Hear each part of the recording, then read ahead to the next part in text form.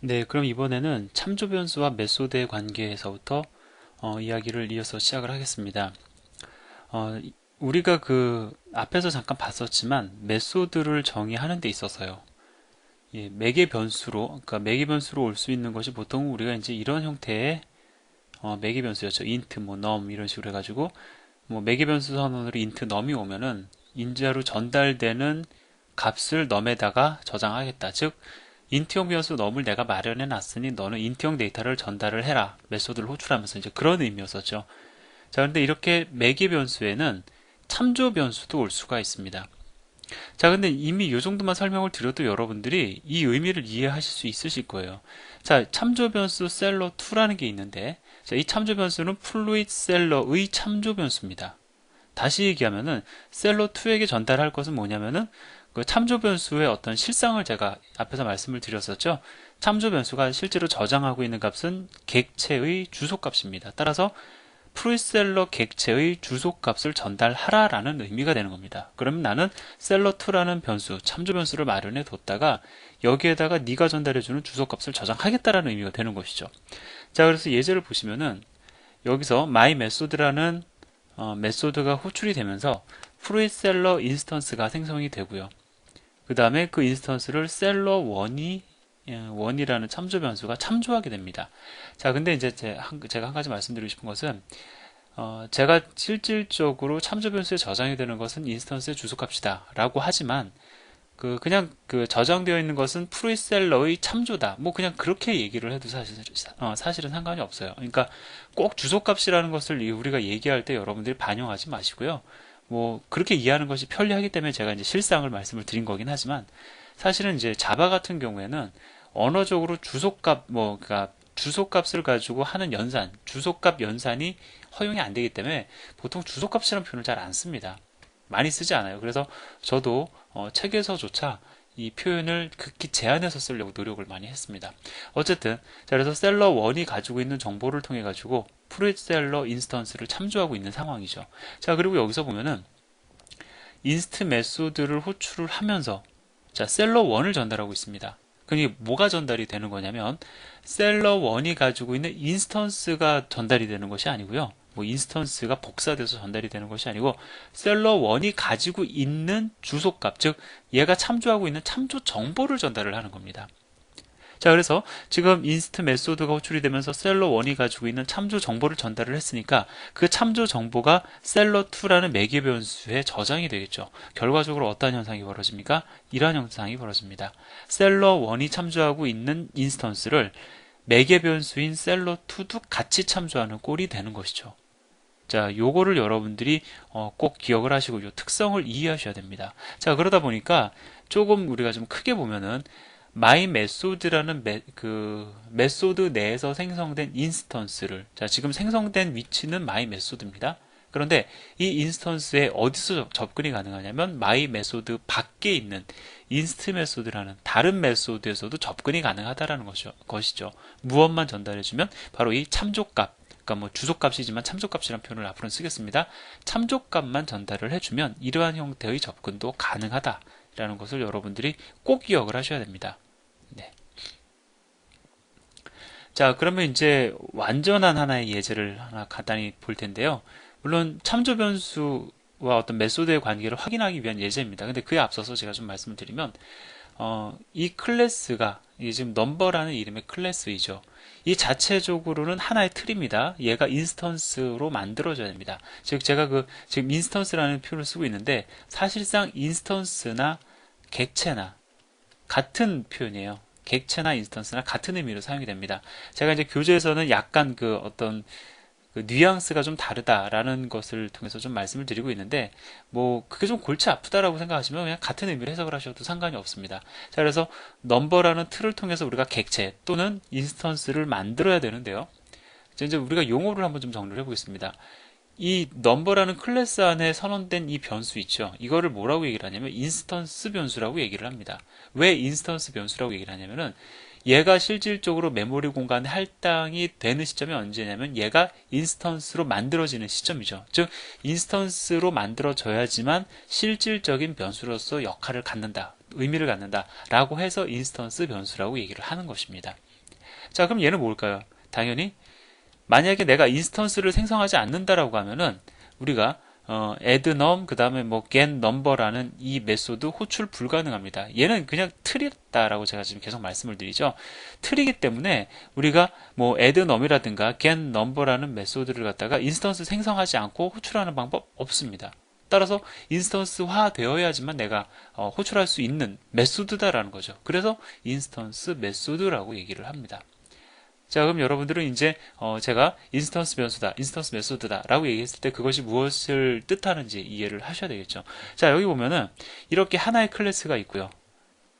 그 다음에 얘는 메인 메소드를 소유하기 위한 하나의 또 다른 클래스가 정의가 되어 있습니다. 즉 우리가 얘기하는 자바 프로그램은 클래스들을 설계하는 과정의 일련의 그 반복으로 인해서 즉 여러 개의 클래스들을 설계함으로 인해서 프로그램이 완성이 되는데요.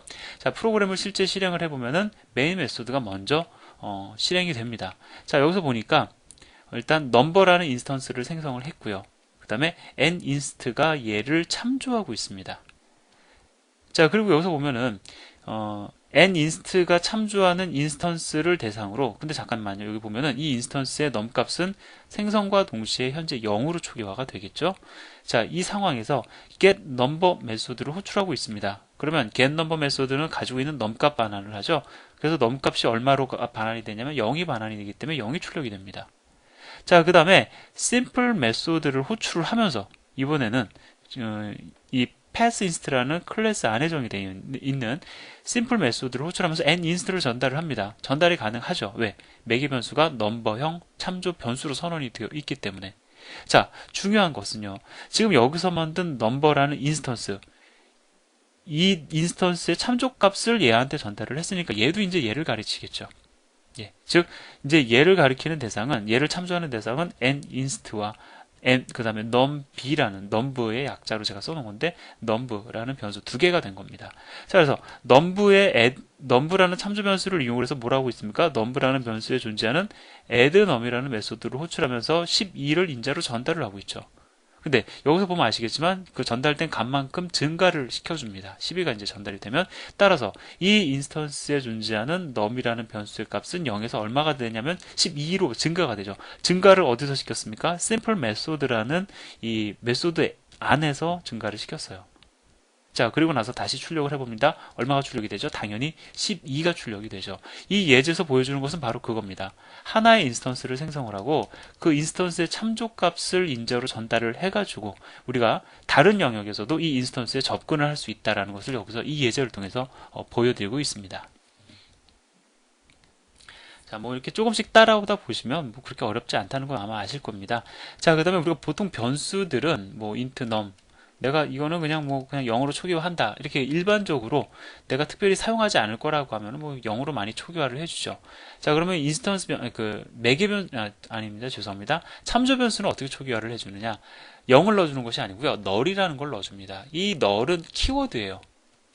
예, 키워드입니다. 무엇을 의미하는 키워드냐면 참조 변수에게만 초기화 가능한 그러한 그 키워드인데, 어떠한 의미를 갖냐면 아무 대상도 참조하지 않는다, 아무 대상도 가르치지 않는다라는 것을 명시적으로 의미하는 겁니다. 자, 그래서 뭐 이렇게 참조 변수를 갖다 내가 하나 선언해 놓고 나중에 어떠한 다른 인스턴스를 참조하게끔 할 거다, 그러면 혹여라도 실수로 다른 인스턴스를 참조하지 않도록 우리가 이렇게 일반적으로 널로 초기화를 해줄 필요가 있겠죠. 그 다음에 이렇게 널로 초기화가 되면 이렇게 지금 너 누군가 참조하고 있어? 라고 물어보기가 너무 좋습니다. 예, 이렇게 우리가 비교 연산이 가능하기 때문에 그렇습니다. 그래서 만약에 널이라면 뭐 다른 어떤 인스턴스 참조하는 게 다 참조하는 객체가 없는 것이죠. 인스턴스가 없는 것이죠. 자, 그래서 이러한 용도 때문에, 즉 뭐 물어볼 수 있겠죠. if문을 이용해서 그러한 용도 때문에라도 내가 참조 변수 선언하고 나서 널로 초기화 해주는 거 좋은 습관이긴 한데, 제가 보니까 저를 비롯해서 많은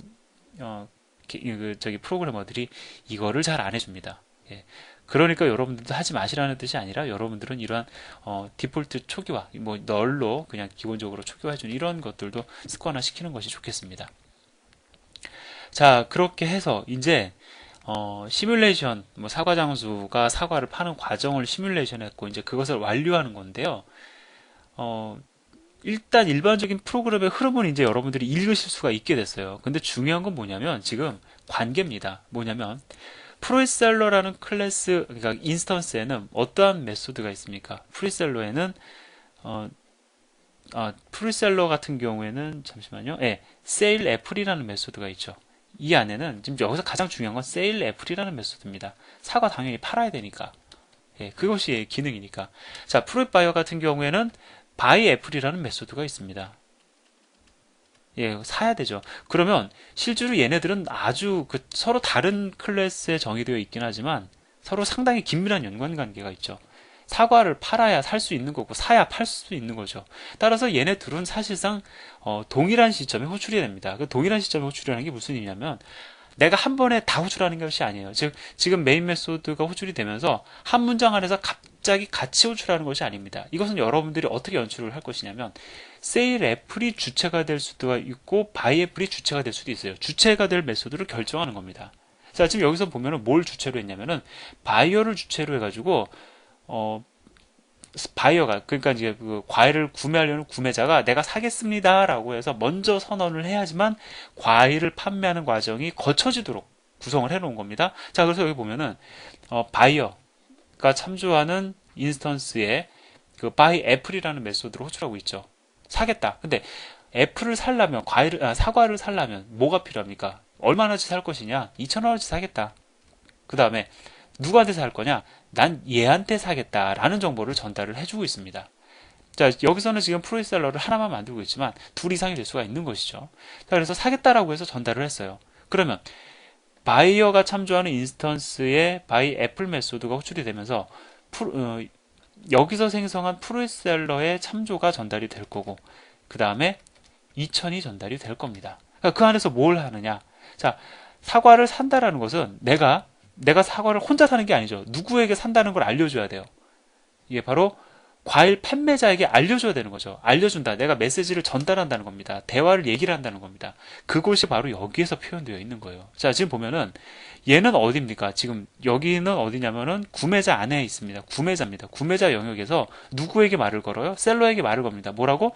사과를 사겠다. 라고 해서 사과 산다라는 요청. 즉, 메소드의 호출을 통해서 대화를 하고 있는 겁니다. 그러면서 얼마나치 사겠다라는 정보를 전달을 하죠. 그러자 얘가 무엇을 넘겨줍니까? 사과, 너 3개 샀다라고 해서 넘겨주잖아요. 예, 물론 나는 사과를 샀으니까 또 돈이 줄어들겠죠. 이게 그냥 메소드 호출 관점에서 보면 아무것도 아니지만 이게 상당히 중요한 겁니다. 이거 이해하는 것이 너무 중요하다고 제가 지금 계속 강조하고 있어요.